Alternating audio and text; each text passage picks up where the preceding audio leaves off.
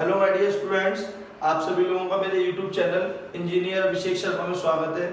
बच्चों, last video में हमने फिजिक्स में आप लोगों को एक डेरिवेशन कराया था और उम्मीद करूंगा आप सभी लोगों ने उस सब डेरिवेशन को करके प्रैक्टिस करी होगी और आपके समझ में भी आ चुका होगा। नहीं आया हो तो बच्चों पहले से लास्ट वीडियो में आप जाके उस डेरिवेशन को अच्छे से समझें, उसमें क्या चीज समझाई गई थी और किस तरीके से आपको डायरेक्शन के बारे में बताया गया था इलेक्ट्रिक फील्ड के। अब हम सेकंड डेरिवेशन की बात करते हैं। बच्चों, मैंने तब भी कहा था, मैं फिर कह रहा हूं, दोनों डेरिवेशन में से एक डेरिवेशन पक्का बोर्ड एग्जाम में आना ही आना है, चाहे वो वाला आ सकता है या चाहे ये वाला आए। तो आइए, दूसरा डेरिवेशन है हमारा बच्चों नंबर 2 डेरिवेशन।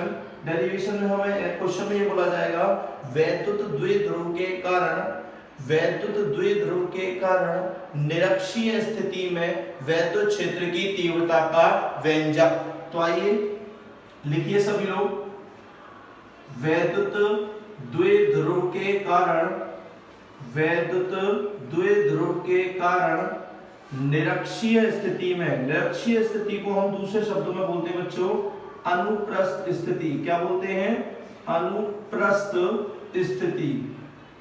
तो वैद्युत द्विध्रुव के कारण निरक्षीय स्थिति में वैद्युत क्षेत्र की तीव्रता का व्यंजक।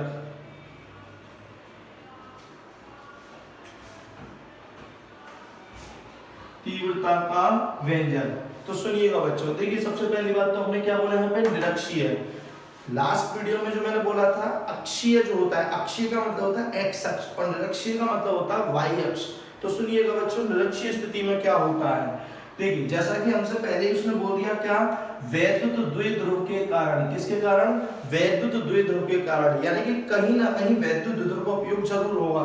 तो सबसे पहले हम क्या लिखेंगे बच्चों, माना कोई वैद्युत द्विध्रुव है, माना कोई वैद्युत द्विध्रुव है। और अगर आप शुरू से सारी वीडियो को कवर करते हुए आ रहे हैं तो आपको पता होगा वैद्युत द्विध्रुव कैसा होता है और उसकी क्या क्या प्रॉपर्टीज होती हैं। तो माना कोई वैद्युत द्विध्रुव है जिस पर आवेश -q व +q है तथा इनके बीच की अल्प दूरी 2l है। उम्मीद करूंगा यहाँ तक क्लियर होगा। एक बार फिर देखिए, माना कोई वैद्युत द्विध्रुव है जिस पर आवेश -q व +q है तथा इनके बीच की अल्प दूरी 2l है। इसके केंद्र O से, ये बच्चों उसका क्या हो गया, केंद्र O, इसका केंद्र क्या हो गया, ये O। इसके केंद्र O से निरक्षीय स्थिति में स्मॉल r दूरी पर कोई बिंदु P स्थित है, कोई बिंदु P स्थित है जिस पर हमें वैद्युत क्षेत्र की तीव्रता ज्ञात करनी है।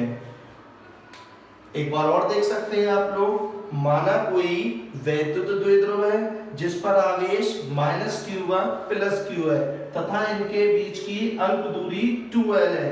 इसके केंद्र O से निरक्षीय स्थिति में, कौन सी स्थिति में? निरक्षीय स्थिति में स्मॉल r दूरी पर, ये जो बिंदु P जो है बच्चों, ये कितनी दूरी पर है? स्मॉल r दूरी पर कोई बिंदु P स्थित है, कोई बिंदु P स्थित है जिस पर हमें वैद्युत क्षेत्र की तीव्रता ज्ञात करनी है।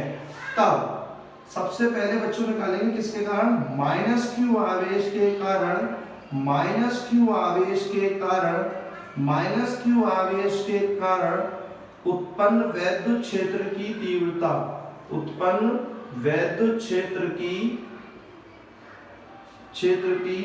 तीव्रता, जिसे हम क्या बोलेंगे बच्चों, E1। क्या बोलेंगे? E1। और फिर लिखेंगे बच्चों किसके कारण? +q आवेश के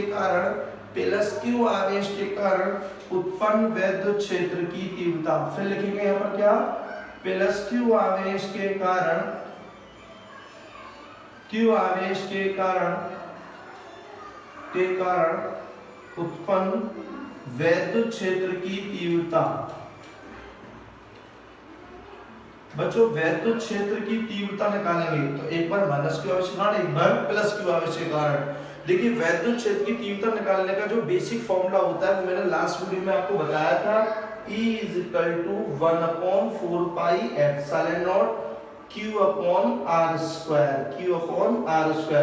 ये जो फॉर्मूला होता है बच्चों, ये पर्टिकुलर चार्ज की वजह से जो भी इलेक्ट्रिक फील्ड प्रोड्यूस होता है, ये उसका फॉर्मूला होता है। पर्टिकुलर कोई एक चार्ज है और उस चार्ज की वजह से जितना भी इलेक्ट्रिक फील्ड प्रोड्यूस हो रहा है, ये उसी चीज का फॉर्मूला होता है। तो अब हमें वैद्युत क्षेत्र की तीव्रता निकालें बिंदु P पर, तो एक बार निकालेंगे किसके कारण, -q आवेश के कारण, और एक बार निकालेंगे बच्चों किसके कारण, +q आवेश के कारण। किसके कारण, +q आवेश के कारण। एक बार निकालेंगे हम -q आवेश के कारण और एक बार निकालेंगे हम +q आवेश के कारण। तो फॉर्मूला तो यही रहेगा, E बराबर 1/4πε0 q/r²। q बच्चों आवेश होता है। मैंने लास्ट वीडियो में भी बोला था, मैं फिर वही बात बोलूंगा, वैद्युत क्षेत्र को इससे कोई मतलब नहीं है आवेश नेगेटिव है या पॉजिटिव है। नेगेटिव आवेश होगा तब भी q लेंगे, पॉजिटिव आवेश होगा तब भी ही q लेंगे। फर्क केवल किससे पड़ेगा बच्चों, यहाँ पर डायरेक्शन से, क्योंकि इलेक्ट्रिक फील्ड जो होता है बच्चों वो वेक्टर क्वांटिटी होती है, एक सदिश राशि होती है, इसलिए यहाँ पे डायरेक्शन की वैल्यू को ध्यान दिया जाता है। प्लस माइनस से कोई मतलब नहीं होता इसमें। तो जब हम -q आवेश वैद्युत क्षेत्र में E1, तो वो कितना आएगा बच्चों, 1/4πε0 q रहेगा बच्चों, और अपॉन में यहाँ पे क्या है, r। तो बच्चों मैंने क्या बताया था आपको, r होता है डिस्टेंस। r क्या होता है, डिस्टेंस। कहां से लेके कहां तक का, आवेश से लेकर उस बिंदु तक का जहां पर हमें इलेक्ट्रिक फील्ड को फाइंड आउट करना है। तो चार्ज बच्चों ये रहा -q, और -q से लेके बिंदु P पर ही तो हमें इलेक्ट्रिक फील्ड फाइंड आउट करना है। तो बिंदु P और -q तक का बीच का डिस्टेंस निकालना है। तो अगर आप डायग्राम को थोड़ा फोकस करके देख रहे हैं बच्चों, केवल इधर वाले हिस्से की मैं बात कर रहा हूं, इधर वाले हिस्से की, तो ये जो इधर वाला जो हिस्सा है बच्चों, ये एक राइट एंगल ट्रायंगल बना रहा है। क्या बना रहा है बच्चों, ये एक राइट एंगल ट्रायंगल बना रहा है, जिसमें ये जो ब्लू वाली जो लाइन है ये परपेंडिकुलर है, और ये टोटल जो लेंथ है इसकी 2l है। और आप जैसा कि जानते हैं इसका केंद्र इसको 2l को दो भागों में डिवाइड कर देगा, l और +l। तो यहाँ पर ये इसका जो बेस हो जाएगा वो l हो जाएगा, परपेंडिकुलर इसका r हो जाएगा। तो हम बड़े आराम से इसके हाइपोटेनियस यानी कि कर्ण को निकाल सकते हैं। पाइथागोरस थ्योरम होती है कर्ण का स्क्वायर बराबर लंब का स्क्वायर प्लस आधार का स्क्वायर। जब यहाँ पे फॉर्मूला लगाएंगे कर्ण का स्क्वायर बराबर प्लस लंब का स्क्वायर प्लस आधार का स्क्वायर, तो कर्ण में निकाल रहा है, लंब हमारा कितना है r², आधार कितना है हमारा l, और स्क्वायर जब ये उधर जाएगा तो कर्ण की वैल्यू आ जाएगी √r² प्लस l²। ये काम आपको रफली करना है बच्चों, डेरिवेशन में नहीं दिखाना। तो ये जो टोटल डिस्टेंस होगा ये हो जाएगा √r² प्लस, तो आवेश से लेकर उस बिंदु तक की दूरी कितनी आ जाएगी बच्चों, √r² प्लस l²। जबकि यहाँ पर ये क्या थी बच्चों, r। जरूरी नहीं है आप r ही लगाना, आप r की जगह पे कुछ भी लगा सकते हैं, जो भी आपकी कैलकुलेट होकर आएगी। पर ध्यान रखिएगा r होती क्या है, दूरी। r क्या होती है, दूरी। कहां से लेके कहां तक की, आवेश से लेके उस बिंदु तक की जहां पर हमें वैद्युत क्षेत्र की तीव्रता ज्ञात करनी है। तो आवेश से लेके बिंदु P तक की निकालनी है। अब चूंकि r पे क्या हो रहा है, स्क्वायर, इसलिए इस वाली दूरी पे भी क्या हो जाएगा बच्चों, टोटल पे क्या हो जाएगा, स्क्वायर। स्क्वायर से क्या होगा, ये रूट कैंसिल हो जाएगा। तो यहाँ पर E1 की वैल्यू आ जाएगी 1/4πε0 q अपॉन रूट से स्क्वायर कैंसिल, तो यहाँ हो जाएगा r² प्लस l²। इक्वेशन होगी बच्चों क्या हमारी, ये फर्स्ट। दिखाई नहीं दे रहा हो तो मैं बोल दे रहा हूँ, E1 = 1/4πε0 q upon r² plus l²। अब सेम एज इट इज इसी तरीके से निकालेंगे किसकी बच्चों, +q आवेश की। तो फॉर्मूला बेसिक वही रहेगा जो अभी भी डाला है। कितना आएगा बच्चों, E2 = 1/4πε0 q रहेगा। अपॉन में क्या आता है बच्चों, उसमें तो r था, r डिस्टेंस है, पर यहाँ पे r डिस्टेंस यहाँ पे क्या हो जाएगा, +q से लेके बिंदु P तक की दूरी सेम इसी तरीके से निकालेंगे पाइथागोरस थ्योरम की सहायता से। तो ये आएगी कितनी बच्चों, √r² प्लस l²। कितनी आएगी बच्चों, √r² प्लस l²। तो फॉर्मूला यहाँ पे लगा देंगे, E2 = 1/4πε0 q upon √r² plus l²। और चूंकि उस दूरी पे क्या हो रहा होता है, होल स्क्वायर, इसलिए दूरी पे यहाँ पे भी क्या कर देंगे, होल स्क्वायर, जैसे मैंने यहाँ पे किया था, आप देख सकते हैं बेटा। यहाँ पे अंडर से स्क्वायर क्या होगा, कैंसिल हो जाएगा। तो E2 की वैल्यू आ जाएगी 1/4πε0 q upon r² plus l²। ये हो गई हमारी इक्वेशन सेकंड। अब आती है क्या बेटा, देखिए -q आवेश के कारण वैद्युत क्षेत्र की तीव्रता आ गई, +q आवेश के कारण वैद्युत क्षेत्र की तीव्रता आ गई, यानी दोनों आवेश की वजह से हमने दोनों वैद्युत क्षेत्र की तीव्रता फाइंड आउट कर ली। अब लिखेंगे यहाँ पे क्या, तब कुल वैद्युत क्षेत्र की तीव्रता यानी कि टोटल इलेक्ट्रिक फील्ड। तो कुल वैद्युत क्षेत्र की तीव्रता कितनी होगी, सुनिए बच्चों, उसके लिए सबसे पहले हम डायरेक्शन का पता करते हैं। डायरेक्शन देखिए बड़ी इंपॉर्टेंट चीज है यहाँ पर, डायरेक्शन का जरा फोकस कीजिए। देखिए माइनस क्यू आवेशकरण जो वैद्युत क्षेत्र की तीव्रता वो क्या थी, E1। अब E1 ये बात तो पक्की है नेगेटिव चार्ज की वजह से, और नेगेटिव चार्ज मतलब ऋणावेश। ऋणावेश हमेशा इलेक्ट्रॉनों को क्या करता है बच्चों, ग्रहण। तो इसका जो डायरेक्शन होगी वो कहाँ आएगी बेटा, इस तरफ, क्योंकि ये क्या करेगा अपनी तरफ बुलाएगा कि भैया नेगेटिव चार्ज है, तो ये क्या करेगा, इसे ग्रहण करेगा इलेक्ट्रॉनों को, क्या करेगा इलेक्ट्रॉनों को ग्रहण। ग्रहण करने का मतलब है अपने पास बुलाएगा इलेक्ट्रॉनों को, कौन, ऋणावेश। तो इसकी वजह से जो E1 प्रोड्यूस होगा वो किस डायरेक्शन में होगा बच्चों, इस डायरेक्शन में। उम्मीद करूंगा क्लियर हो रही होगी। अब बात करते हैं प्लस की आवेश के कारण जो वैद्युत क्षेत्र की तीव्रता E2 जो ऊपर हुई है, ये इसकी डायरेक्शन कहां होगी। तो देखिए प्लस की आवेश जो है ये धनावेश है, और धनावेश हमेशा इलेक्ट्रॉनों को क्या करता है बच्चों, बाहर निकालता है। सबसे पहले लेक्चर में ही मैंने एक बात बताई थी, धनावेश क्या करता है, इलेक्ट्रॉनों को दूर भगाता है। तो इसकी वजह से जो इलेक्ट्रॉन जाएंगे बच्चों वो कहां जाएंगे, इससे दूर जाएंगे, यानी कि इस डायरेक्शन में जाएंगे। आपको दिखाई दे रहा होगा, इसकी वजह से जो इलेक्ट्रॉन जो जाएंगे वो कहां जाएंगे, इससे दूर जाएंगे, यानी कि इस डायरेक्शन में इलेक्ट्रिक फील्ड इसका प्रोड्यूस होगा E2। तो दोनों की डायरेक्शन समझ में आ रही होगी, E1 E2 की। अब 11th क्लास में चैप्टर होता था वेक्टर वाला। वेक्टर में अगर आपने पढ़ा हो तो जब दो लाइनें एक दूसरे को एंगल के साथ इंटरसेक्ट कर रही हो तो उनका टोटल रेजिस्टेंस निकालने के लिए क्या करते थे हम, बीच में से रिजल्टिंग लाइन खींचते थे। बीच में से क्या खींचते हैं, रिजल्टिंग लाइन। ये जो होगी बेटा हमारे टोटल इलेक्ट्रिक फील्ड को डिनोट करेगी, टोटल इलेक्ट्रिक फील्ड को। और ये टोटल इलेक्ट्रिक फील्ड जो है यानी कि कुल वैद्युत क्षेत्र की तीव्रता, इन दोनों के बीच में क्या बना रही होगी, एंगल थीटा। क्या बना रही होगी, एंगल थीटा। जबकि लास्ट वाले डेरिवेशन में जो मैंने बताया था उसमें क्या था, अपोजिट डायरेक्शन में थे, जिसकी वजह से एक नेगेटिव ले लिया था और एक पॉजिटिव। जो लेफ्ट हैंड साइड जा रहा था वो नेगेटिव हो गया था, जो राइट हैंड साइड जा रहा था वो पॉजिटिव। बट यहाँ पर ऐसा कुछ नहीं है, यहाँ पे दोनों की क्या है बच्चों, एंगल बना रहे हैं एक थीटा एंगल पर। तो उस कंडीशन पर कुल वैद्युत क्षेत्र की तीव्रता निकालने के लिए ध्यान रखिएगा, E = यहाँ पर क्या लेंगे, E1 cos theta plus E2 cos theta. बच्चों देखिए इसमें कोई इतनी इंपॉर्टेंट बात नहीं, सारी इंपॉर्टेंट बात यहाँ पे दो ही थी कि सबसे पहले डिस्टेंस कैसे मेजर करेंगे और दूसरा इसकी डायरेक्शन। तो ध्यान रखिए, अगर नहीं समझ में आया तो वीडियो को बैक करके आप दोबारा देख सकते हैं। बहरहाल अब E1 और E2 की वैल्यू को हम पुट कर देंगे equation first and equation second से, यानी कि E1 व E2 का मान समीकरण 1 व समीकरण 2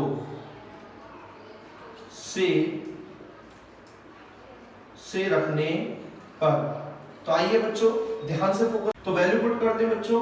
तो ध्यान से सुनिएगा बच्चों, जैसी वैल्यू पुट करेंगे हम यहाँ पर, तो E1 की वैल्यू कितनी है बच्चों, 1/4 पाई एप्सिलॉन नॉट। ध्यान रखिएगा मैं बोल रहा हूँ, सुनते जाइएगा।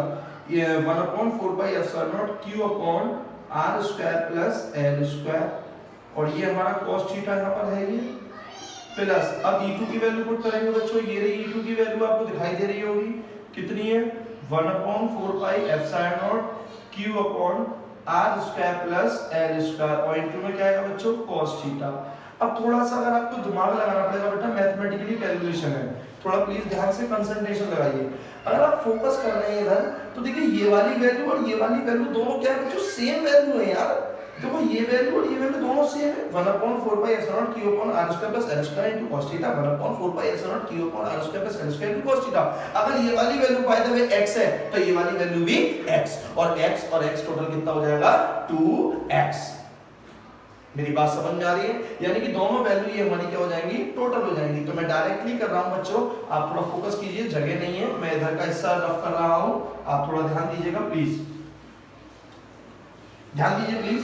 तो यहाँ पे हम क्या करेंगे बच्चों, E बराबर यहाँ पे लिखेंगे हम E = जैसे फॉर एग्जांपल ये वैल्यू मैंने मान ली x, तो ये भी x, और x और x टोटल कितना हो जाएगा, 2x। तो दोनों ऐड हो जाएंगे यहाँ पे, और यहाँ आ जाएगा 1/4 pi epsilon not Q and Q हो जाएगा यहाँ पर 2Q/r² प्लस l², इनटू में यहाँ पे क्या आ जाएगा बच्चों, cos थीटा।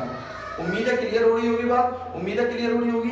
अब आती है बात cos थीटा की वैल्यू को हम कैसे फाइंड आउट करें। तो सुनिए cos थीटा की वैल्यू कैसे फाइंड आउट करेंगे बच्चों, क्या लिखेंगे, जहां शॉर्टकट होता था ट्रिग्नोमेट्री फंक्शन में, अगर आपने पढ़ा हो तो लाल बटे का कैसे, अगर हम cos थीटा की वैल्यू निकालें तो cos थीटा की वैल्यू आती है बच्चों आधार बटे कर्ण।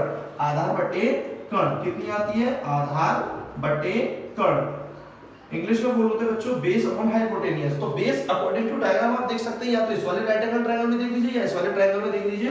बेस कितना है बच्चों, L, और हाइपोटेन्यूज कितनी है बच्चों, under root R square plus L square. तो मैं यही लिख रहा हूँ, आधार कितना है हमारा एल और कर्ण कितना है बच्चों हमारा under root R square plus L square.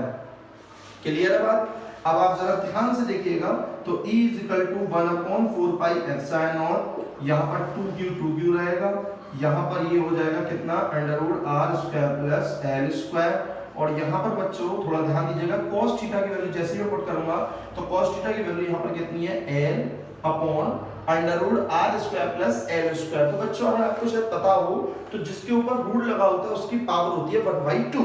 तो यहाँ रूट ना लगाकर मैं लिख सकता हूँ क्या, under root R square plus L square की पावर 1/2। डेरिवेशन थोड़ा बड़ा है, बात क्लियर है। अब देखिए इसका बेस क्या है बच्चों, यहाँ पे देख सकते हैं आप, थोड़ा ध्यान लगाइएगा। इसका यहाँ पे कितना है, under root R square plus L square की पावर 1 और यहाँ कितना है, under root R square plus L square की पावर 1/2। जब बेस सेम हो और बीच में मल्टीप्लिकेशन हो तो पावर क्या होती है, ऐड हो जाती है। यानी कि आधार जब समान हो और बीच में गुणा हो तो घातें बच्चों जुड़ जाती हैं। तो 1 और 1/2 जब जोड़ेंगे तो कितना हो जाएगा, 3/2। कितना हो जाएगा, 3/2। मैं यहाँ लिख रहा हूँ जगह नहीं होने की वजह से बच्चों, ध्यान दीजिएगा प्लीज। तो यहाँ पे हो जाएगा क्या, E is equal to 1/4 pi epsilon nought और इसको ऊपर वाली वैल्यू को मिला रहा हूँ यहाँ पे Q इंटू 12, बात तो एक ही है। और यहाँ पे बेस सेम है तो पावर ऐड हो जाएगी, R square plus L square की पावर 3/2। अब आप कह रहे हो सर ये 2 तो Q के साथ था, एल के साथ, तो बेटा मल्टीप्लिकेशन में आगे पीछे कर सकते हैं, कोई दिक्कत नहीं होनी चाहिए। अब ऐसा मैंने क्यों किया, तो कारण सुनिए बच्चों, जहां पर लास्ट लेक्चर में भी मैंने बोला था, जहां Q इंटू 12 बच्चों ये कुछ होता है, क्या होता है बच्चों, वैद्युत द्विध्रुव आघूर्ण, और इसको डिनोट करते हैं हम P से। क्या होता है, वैद्युत द्विध्रुव आघूर्ण, वैद्युत द्विध्रुव आघूर्ण, अगर आपको याद हो तो बच्चों। और यहाँ पे हो जाएगा हमारा E is equal to 1/4 pi epsilon nought और Q इंटू 12 हो जाएगा P और ये वाली वैल्यू हो जाएगी R square plus L square की पावर 3/2। इतनी चीज तक समझ में आई हो तो इस वैल्यू को हम क्या कर देंगे, बॉक्सेस बंद। अब आगे की कहानी को सुनिएगा बहुत ध्यान से बच्चों, बहुत सिंपल सी बात है। जैसा कि आप जानते हैं बच्चों, चूंकि L square is very very less than R square, मतलब इसका यहाँ पे ये है कि एल की जो वैल्यू है अकॉर्डिंग टू डायग्राम आर के कंपेयर बहुत छोटी होती है। एल की value according to diagram R से क्या होती है, बहुत छोटी होती है। तो इसलिए हम क्या करते हैं यहाँ पर, एल स्क्वायर को छोड़ने पर, छोड़ने का मतलब यहाँ पे क्या है कि एल की वैल्यू को 0 पुट कर देंगे हम छोड़ने पर। तो आइए छोड़ते हैं बच्चों, थोड़ा ध्यान दीजिएगा। तो E रहेगा 1/4 पाई एप्सिलॉन नॉट रहेगा बच्चों यहाँ पर। अब P रहेगा, इधर आर स्क्वायर और एल की जगह पे आ जाएगा 0 की पावर 3/2। जैसे ही बच्चों यहाँ पर हम आर स्क्वायर में 0 जोड़ेंगे तो आर स्क्वायर ही आएगा, क्योंकि 0 में किसी वैल्यू को जोड़ा है तो वही वैल्यू आ जाती है रिटर्न ऊपर। तो आर स्क्वायर में 0 जोड़ा आर स्क्वायर, और जब पावर के ऊपर जब पावर होती है तो पावर में क्या हो जाता है, मल्टीप्लिकेशन। तो बच्चों यहाँ पे आर स्क्वायर की पावर 3/2 है, 2 से 2 कैंसिल हो जाएगा, आर की पावर हो जाएगी यहाँ पे क्या बच्चों, 3। कितनी जाएगी, आर की पावर 3। यही वैद्युत द्विध्रुव के कारण निरक्षीय स्थिति में वैद्युत क्षेत्र की तीव्रता का व्यंजक है। उम्मीद करूंगा क्लियर हो गया होगा। E = 1/4 pi epsilon not P upon r3। एक हो गया होगा बच्चों, बहुत ही सिंपल सा डेरिवेशन था। वैद्युत द्विध्रुव के कारण निरक्षीय स्थिति में वैद्युत क्षेत्र की तीव्रता का डायग्राम बहुत आसान है। डायग्राम में सबसे इंपॉर्टेंट बात यहाँ पे बच्चों ध्यान रखिएगा, डायरेक्शन है। डायरेक्शन जब तक आप क्लियर नहीं करेंगे जब तक बात समझ में नहीं आएगी। दूसरा सबसे इंपॉर्टेंट बात थी कि हमने जो -q और +q आवेश के कारण जो इलेक्ट्रिक फील्ड प्रोड्यूस किया, उसमें जो हमने r जो डिस्टेंस की जो वैल्यू निकाली वो किस तरीके से हमने निकाली और कैसे निकाली, इस बात का ध्यान रखिएगा। अगर नहीं समझ में आए तो एक बार और वीडियो को देखिए। कोई प्रॉब्लम है, किसी भी तरीके की कोई समस्या है या कोई क्वेश्चन पुट अप करना चाहते हैं तो आप मेरे व्हाट्सएप नंबर पे बोल सकते हैं। मेरा व्हाट्सएप नंबर आपके डिस्क्रिप्शन में लिखा हुआ है, नीचे आप देख सकते हैं। या किसी भी तरीके की कोई समस्या है कमेंट बॉक्स में बोल सकते हैं बच्चों। सो आज के लिए इतना ही बच्चों, धन्यवाद।